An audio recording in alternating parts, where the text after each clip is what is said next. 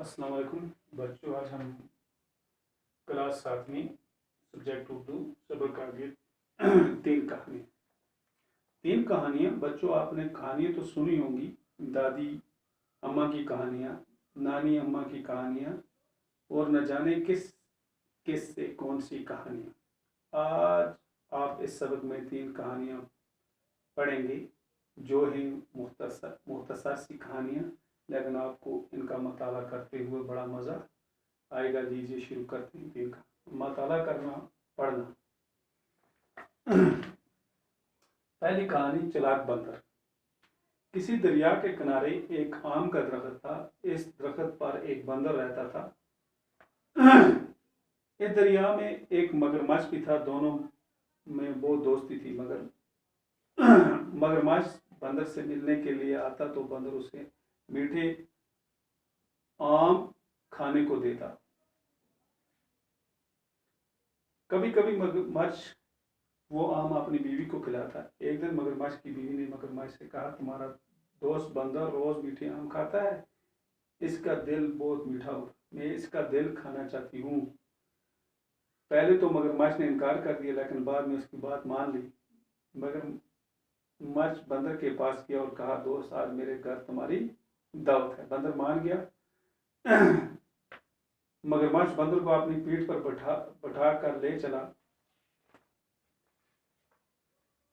جب وہ دریا کے بیچ میں پہنچا تو مگرمچھ نے بندر سے اپنے دل کی بات کی۔ بندر پہلے تو گھبرایا، ڈر گیا، لیکن پھر بڑی چالاکی سے بولا، بھائی، میرا دل تو درخت پر رہ گیا۔ اس وقت تم نے کیوں نہ کہا، میں ساتھ لے لاتا، اب واپس جا کر لانا ہوگا۔ مگرمچھ کنارے کی طرف واپس آیا۔ کنارے پر آ کر بندر درخت پر چڑھ گیا۔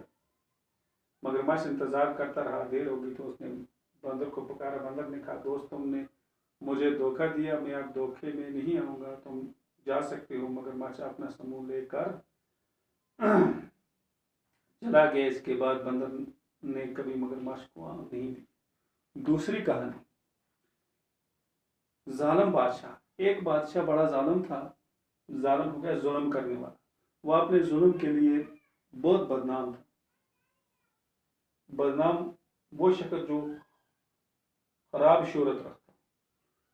اس زمانے کی بات ہے، شہر میں ایک بزرگ رہتے تھے۔ سب امیر غریب دل سے ان کی عزت کرتے تھے۔ بزرگ جو کچھ کہتے سب لوگ توجہ سے سنتے۔ ایک دن کچھ لوگوں نے بزرگ سے کہا، اس ظالم بادشاہ کو آپ ہی کچھ سمجھائیں تاکہ یہ ظلم کرنا چھوڑ دے۔ بزرگ نے جواب دیا، سچی باتیں سچے آدمی ہی سنتے ہیں۔ جو آدمی محبت، دوستی اور نیکی کی باتیں چھوڑ کر دشمنی کرنے لگا ہو، اس پر کسی بات کا اثر نہیں ہوتا۔ سچ ہی کہا بزرگ نے، جب آدمی انسانیت کے اعلیٰ درجے سے خود کو گرا دیتا ہے تو برے کاموں میں لگ جاتا ہے تو اس کا ضمیر مر جاتا ہے۔ دل، ضمیر، دماغ، دل، اور کسی بھی نیک بات کا اس پر کوئی اثر نہیں ہوتا۔ تیسری کہانی، نیک امیر۔ ایک دن کی بات ہے کہ ایک یتیم بچے کے پاؤں میں کانٹا چبھ گیا۔ بچہ تکلیف سے چلا رہا تھا۔ ایک امیر آدمی گھوڑے پر سوار ادھر سے گزرا، بڑا امیر، بڑا نیک دل تھا۔ گھوڑے سے اتر کر بچے کے پاس گیا۔ اس نے پہلے بچے کا پاؤں اپنی گود میں لے کر کانٹا نکالا، پھر زخم پر پٹی باندھ دی اور تب اسے گھوڑے پر بٹھا کر اس کے گھر چھوڑا۔